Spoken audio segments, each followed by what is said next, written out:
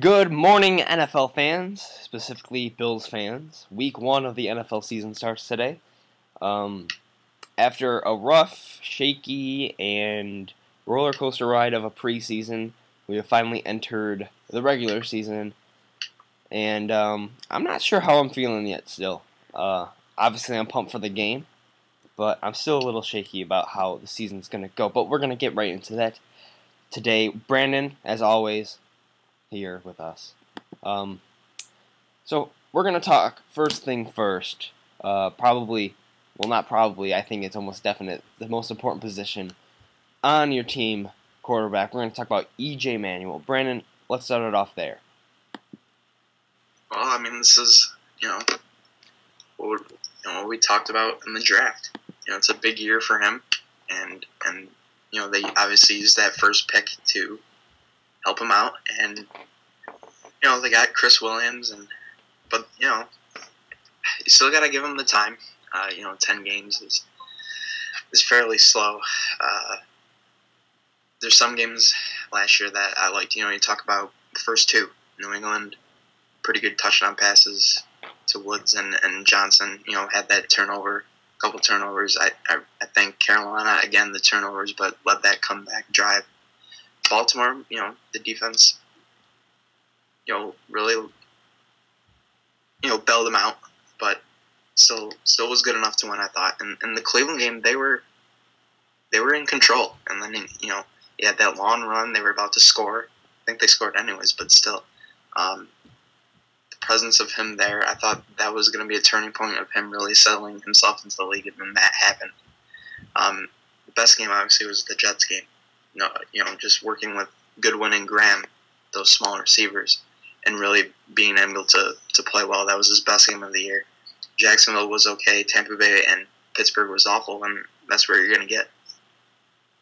Yeah, I think he had a inconsistent at times.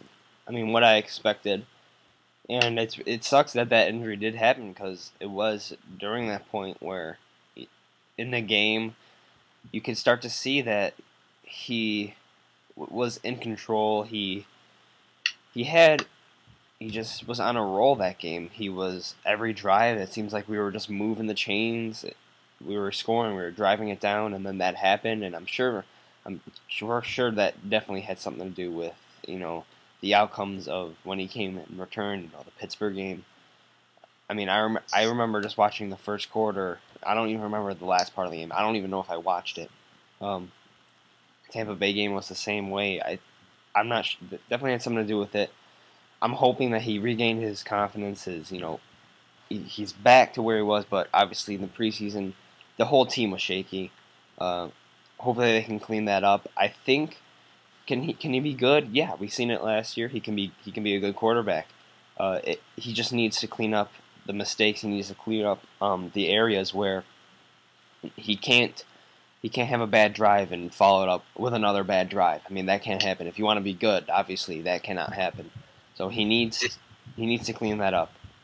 The only thing that concerns me, I really don't care what he says, but the only thing that concerns me that he says is that he thinks that he's maturing by checking the ball down. And do I agree with that? Probably not really. Does that mean that he's maturing?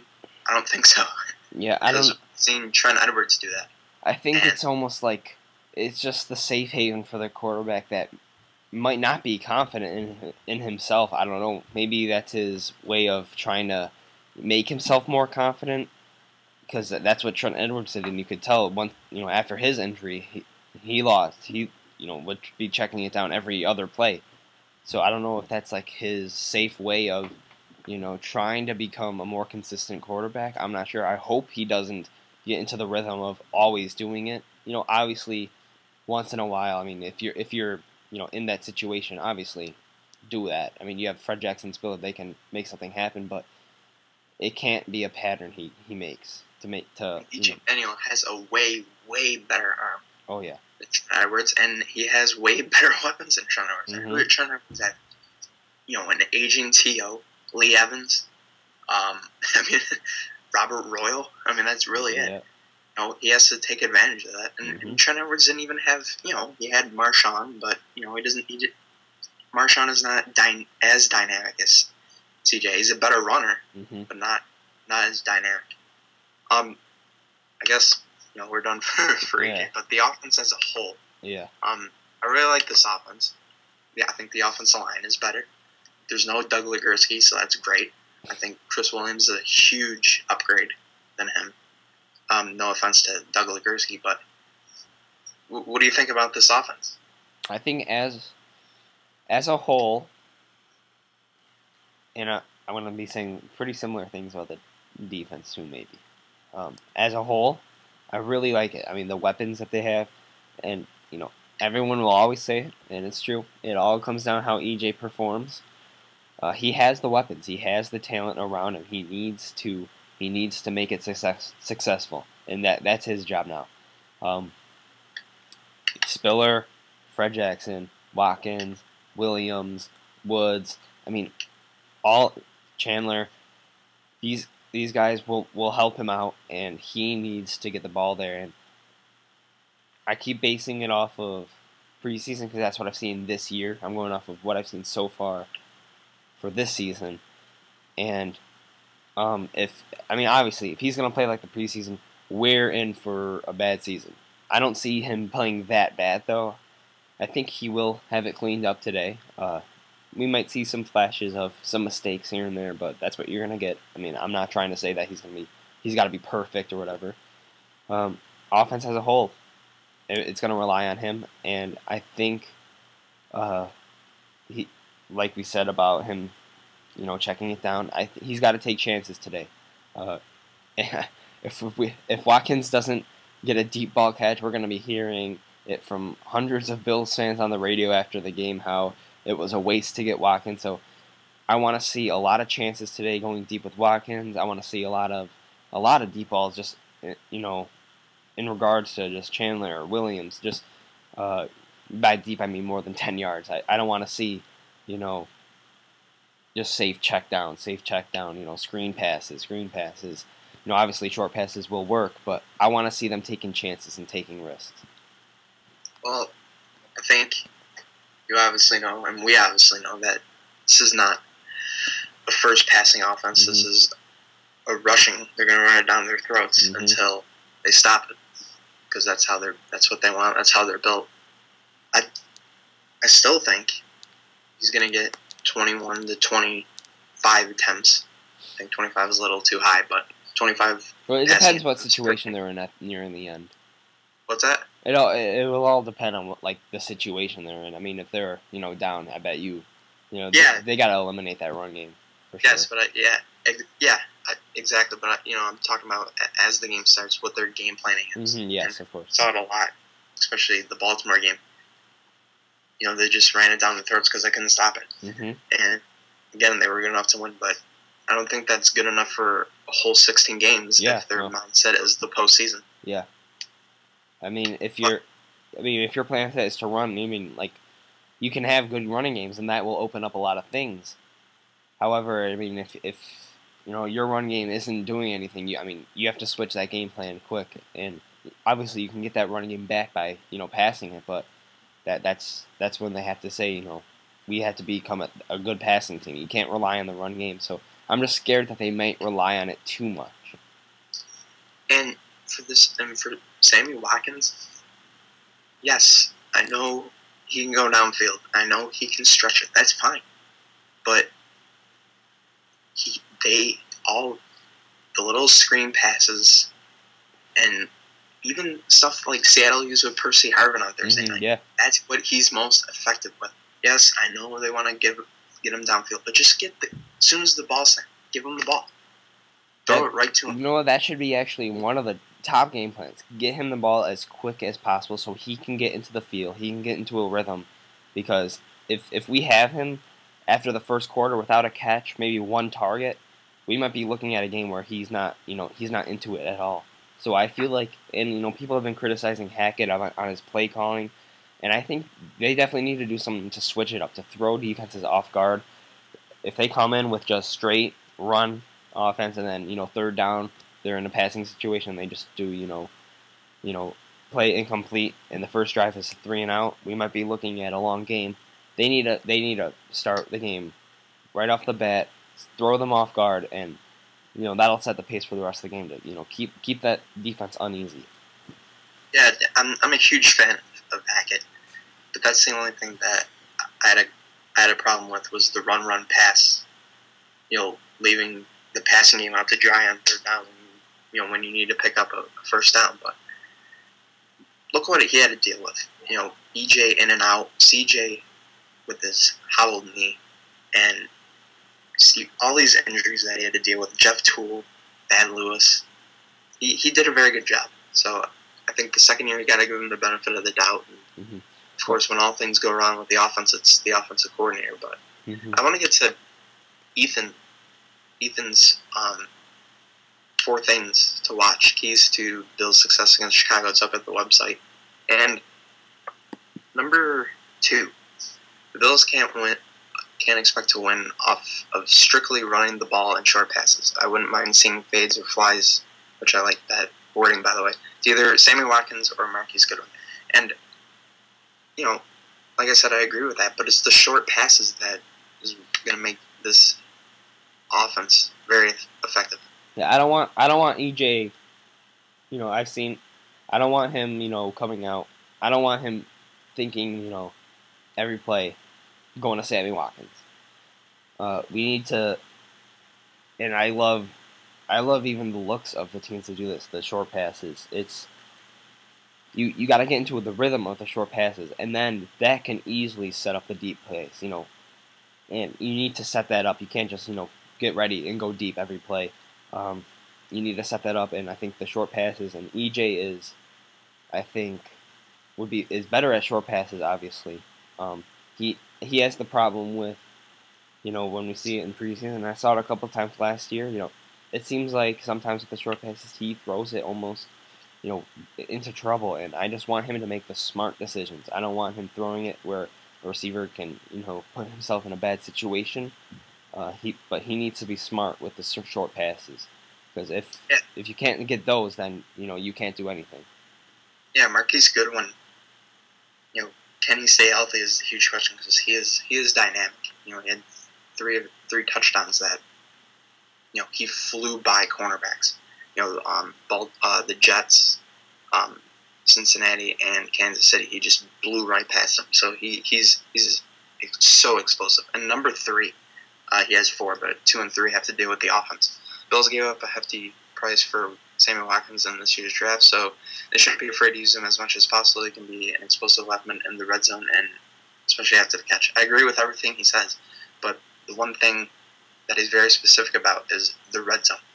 This team is ranked 26, I think, in red zone, and that's not good enough. You have to a lot of that resulted in field goals. You got to get touchdowns.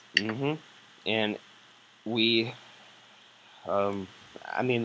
countless years, you're watching other teams, and it's like the red zone, perfect fade into the end zone, wide receiver goes and grabs it, and I always just wanted, something for that to happen. Whether it's that or just a regular play. It doesn't have to be a fade, obviously, but just a playmaker in the red zone. I think Chandler has showed over the years that he can be a great guy in the red zone.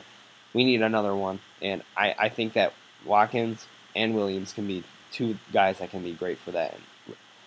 Red zone is a big thing. I remember one game my brother said, 4, 5 more field goals, we can be right back into this one, and it was ridiculous how many field goals that we get in the red zone. We need to, you need to get the most out of the red zone, and it's frustrating watching, field goal after field goal. Yeah, I can see if the offense is moving the ball but they're struggling, and you get a field goal out of it. That's fine. But when there were a couple of drives I just can't remember, where they looked very good, and penalties. Oh yeah, just screwed them over. Well, not screwed them over, but again, number 1, Ethan's things to watch. When playing a team with the skill caliber of Chicago, stupid penalties are inexcusable. They have to play smart and disciplined. Like Frank Summers against Cincinnati last year. The defense 3-and-out, and Frank Summers' stupid, unsportsmanlike conduct penalty. That's 15, I think, and it gave Cincinnati momentum. You can't do that, and the penalties and the turnovers are just really is what hold this team back. Excuse me. It does, and it seems like any good drive, something happens. A holding, unsportsmanlike, hands to the face. It's ridiculous how many times last year where it always seems like it's on a great play, and then like it wouldn't have affected the play even if the person didn't do it, but like the referee caught them, on the other side of the field doing it. It's just simple mistakes that can lead into good drives ending or depleting, ending up in a field goal. And I think that was easily one of the biggest problems last year in a lot of the close games. It's Cincinnati, as you said. I remember there was. I remember the Kansas City game, like as you said, with the turnovers. Obviously, Jeff's two huge turnovers, and Lee Smith. I think I catch him at least once a game doing something when he steps on the field. Just one time on the field, he'll get an unsportsmanlike. So turnovers, the penalties, they need to be kept to an absolute minimum if they want to contend in this game and contend in the season. Yeah, absolutely. Now on to this defense. No Alonso, no Bird. Bird's gone. This defense line is so good again. Jerry Hughes now converting to a full-time defensive end, which I think is very good.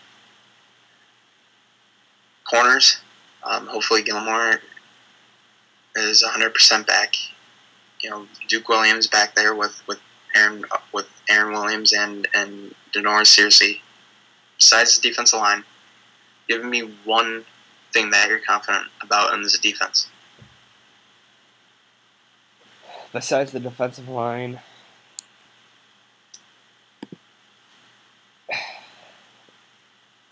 confident is I think is a tough one for me to get behind.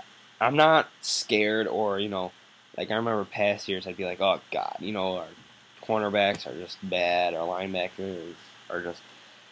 If I have to say confident, if I'm really doing it, I'm saying the run defense with our linebackers. I think Spikes is, without Alonso, Spikes I think can be a good. Sorry, but Spikes is amazing. Like, yeah. Just in the defense, you can tell. I have the NFL Rewind for all the teams I went back just to look at his instinctiveness in the run defense. He knows right away before the ball snaps where they're running, and him compiled with Bradham, who looks so much better, and Preston Brown, who's a rookie, who I think is not Alonzo whatsoever, but I think he's going to be good. Keith Rivers is Keith Rivers. He's going to be solid for you. This linebacking core, with all due respect to Arthur Motes and Manny Lawson. Manny Lawson, I think, is a very good primer. Totally, so much upgraded. And that was a big problem last year. I'm totally confident in that linebacking core. And I remember when Alonso got injured, I remember saying, this team is not going to win more games with him in the lineup, and they're not going to lose. They're not going to lose more games without him. It's not. I don't think he's going to. Him solely was making a difference on our win-loss column, but with the addition of Spikes, I think it does make that whole area is, I think, much more stronger. I mean, will they single-handedly get us a win? Probably not, but they will help this defense as a whole. I mean, like I said, being scared. I'm not scared of our secondary. I'm not, nervous, but at the same time, I'm not confident to the point where I'm going to say I feel safe.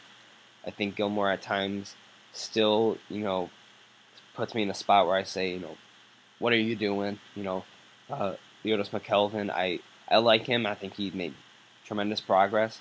I think he is probably one of my favorites, but at the same time, he can still, at times, really make me lose my mind. But I really hope they can pull it together. Yeah, McKelvin had his best year as a pro last year, and Gilmore played mostly. He was hurt, and then he had a freaking club on his hands almost the whole season. So it's tough to play against AJ Green and Marquise Colston and Antonio Brown when you have a club. So I think he's going to be much improved just because he's healthy, and I like McKelvin again. Health is a huge issue here, but I like Jim Swartz. I think he's going to be very good, but this Chicago offense is just dynamic, and you have Alshon Jeffrey and Brandon Marshall, Matt Forte. Forte is a beast. So it's going to be a tough challenge. For this defense. What do you like about Chicago? Yeah, the Bears' offense they're a good offense.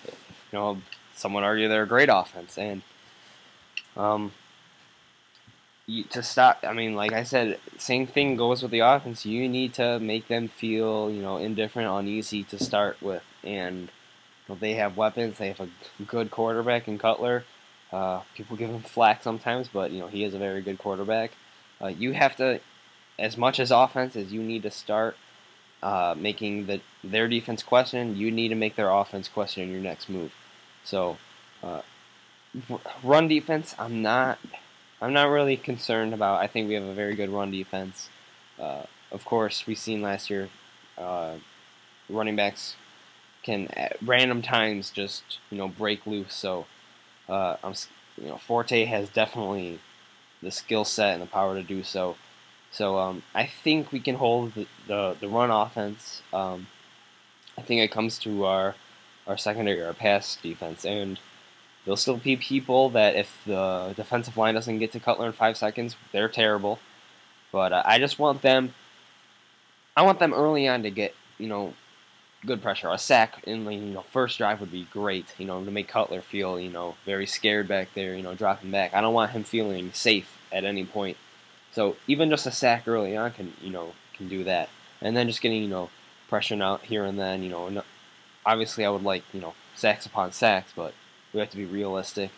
They have an offensive line that plays in the NFL, so you can't expect pressure every single play. So exactly. Yeah.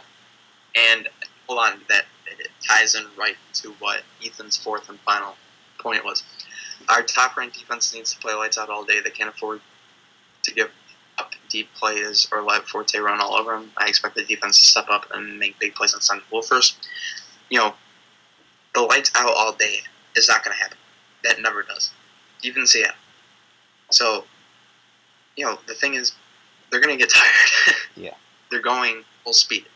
There's not going to be pass rush 100% of the time, not even 50% of the time. They have schemes. They're going to do that. So they're going to play lights out. I'd be shocked if they do, especially with this quality type of offense that they're playing with. But third downs, which they gave up a lot of last season, I want to see that improved and make Cutler throw. I mean, Forte is dynamic. You can do everything. You have to stop one dimension of that offense, make them one-dimensional, and go from there. Yeah, it's a game. It's a team that they're against. That not everything's gonna go right. Obviously, I mean we're the Bills. It's we're not the best team by far.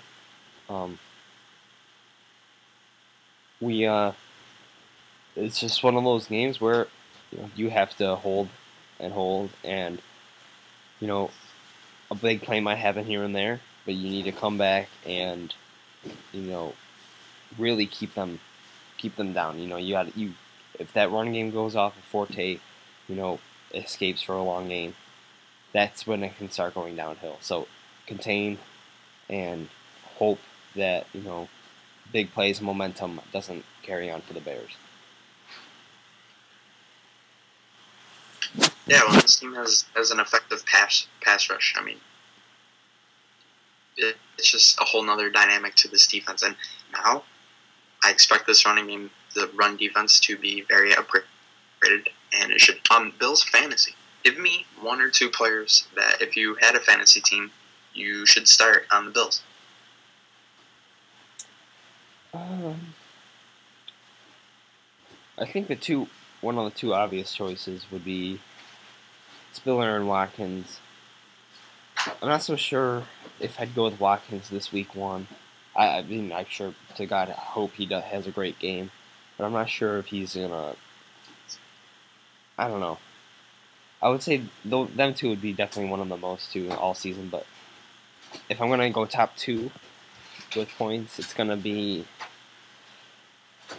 I think always, Fred is a safe bet. Especially if we get into the goal situations. But I think Robert Woods could be a great one because I can see him getting the short catches, and if you're playing in a point per catch league, that can be a good thing. So